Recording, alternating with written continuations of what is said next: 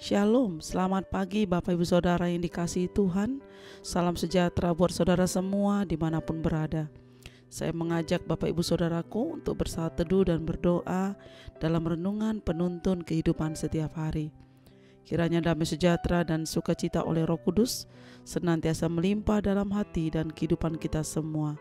Amin. Tema firman Tuhan pada pagi hari ini adalah menjadi serupa dengan Kristus.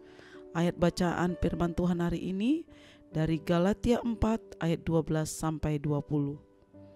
Hai anak-anakku, karena kamu akan menderita sakit bersalin lagi sampai rupa Kristus menjadi nyata di dalam kamu. Galatia 4 ayat 19. Bapak Ibu Saudaraku, setiap orang Kristen adalah murid Yesus.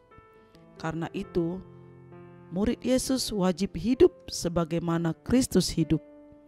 Hidup kita harus mencerminkan Kristus sebagaimana tertulis, barang siapa mengatakan bahwa ia ada di dalam Dia, ia wajib hidup sama seperti Kristus telah hidup. 1 Yohanes 2 ayat 6.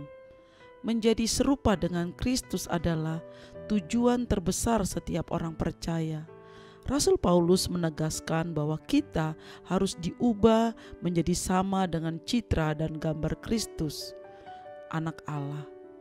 Itu berarti kita harus diubah ke dalam karakter Kristus, memiliki karakter yang sama dengan karakter Kristus.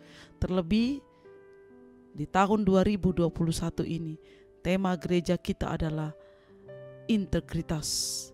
Dan kita tahu siapa teladan integritas kita? Dia adalah Yesus Kristus, the man of integrity. Saudaraku, kita tahu ini bukanlah main-main. Inilah bukan suatu hal yang gampang untuk menjadi serupa dengan Kristus lewat integritas. Karena karakter kita dituntut sama dengan karakter Kristus. Pada awal penciptaan manusia, berfirmanlah Allah, baiklah kita menjadikan manusia serupa menurut gambar dan rupa kita. Kejadian 1 ayat 26. Maka Allah menciptakan manusia itu menurut gambarnya, menurut gambar Allah diciptakannya dia, laki-laki dan perempuan diciptakannya mereka. Kejadian 1 ayat 27. Saudaraku, kata gambar ini tidak mengacu pada kesamaan fisik, tetapi pada kesamaan karakter juga, saudara. Manusia akan memiliki sifatnya dan karakternya seperti yang terpancar pada anaknya, Yesus Kristus, saudaraku, yang adalah gambar Allah yang tidak kelihatan, yang sulung, lebih utama dari segala yang diciptakan, karena seluruh kepenuhan Allah berkenan diam di dalam Dia. Kolose 1 ayat 15 dan 19. Karena itu saudaraku, sebagai orang percaya, kita harus diubah menjadi seperti gambar dan rupanya Kristus. Bagaimana kita berkata-kata dan berperilaku haruslah seperti Kristus, saudaraku. Pernahkah perkataan Yesus menyakiti orang lain? Pernahkah ia mengucapkan kata-kata kutuk terhadap orang yang membencinya, menganiaya dia, bahkan menyalibkannya? Perkataan Tuhan Yesus selalu dipenuhi oleh kasih dan pengampunan. Juga ketika menghadapi setiap persoalan dan keadaan apapun, Tuhan Yesus selalu bersikap dan berpikiran positif. Waktu itu Tuhan Yesus juga, waktu dia setelah puasa 40 hari, dia juga diuji oleh iblis. Dan Tuhan Yesus tetap sabar menghadapi iblis. Tuhan Yesusnya berkata, ada tertulis dalam firman Tuhan, Tuhan Yesus sangat mudah untuk menghadapi penipu-penipu iblis yang ingin menjatuhkan dia. Tuhan tahu siasat iblis. Karena itu saudaraku, kita anak Tuhan harus bisa sama seperti Kristus menghadap musuh-musuhnya, menghadapi iblis dengan memperkatakan firman Tuhan. Jadi Tuhan Yesus harus menjadi teladan utama hidup kita. Menjadi serupa dengan Kristus juga berarti ada buah-buah roh yang kita hasilkan. Seperti di dalam Galatia 5 ayat 22 dan 23, saudara. Kalau kita berkata, aku mengasihi Tuhan, aku hidup mau serupa dengan Kristus, tapi kita tidak menghasilkan buah-buah roh dalam hidup kita, kita perlu bertanya, apakah kita sudah berubah?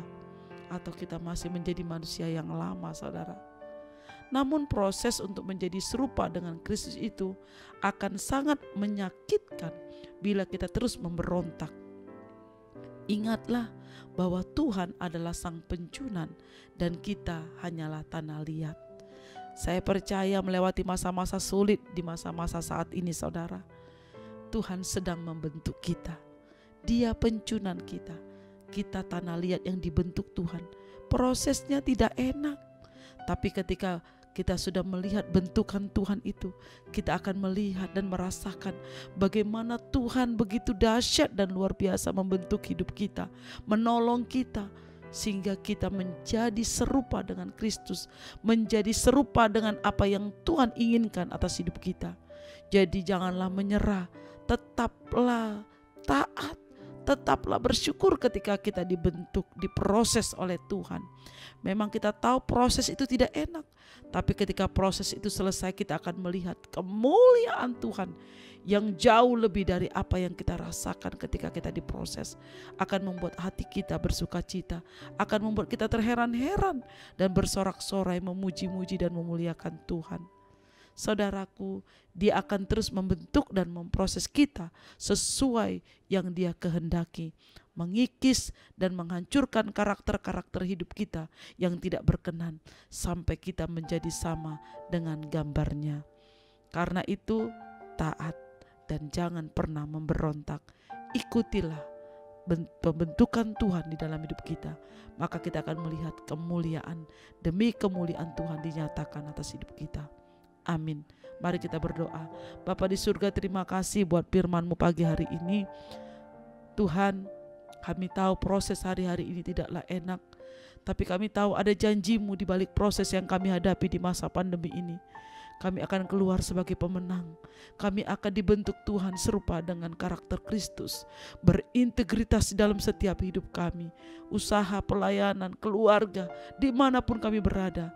Kami memiliki karakter Kristus yang sama dengan Engkau. Terima kasih Bapa buat pagi hari ini. Biarlah Roh-Mu yang kudus memimpin menuntun kami untuk kami hidup di dalam kehendak-Mu. Terpujilah nama-Mu sekarang dan selama-lamanya. Dalam nama Tuhan Yesus Kristus kami berdoa dan mengucap syukur. Haleluya. Amin. Kiranya berkat yang sempurna dari Allah Bapa kita, kasih karunia dari Tuhan Yesus Kristus, dan persekutuan yang indah dengan Roh Kudus menyertai kita semua dan sekarang ini sampai selama-lamanya. Amin. Maju terus dalam tuntunan Tuhan, saudaraku. Tetap semangat. Sampai jumpa esok hari di penuntun kehidupan setiap hari. Tuhan Yesus memberkati.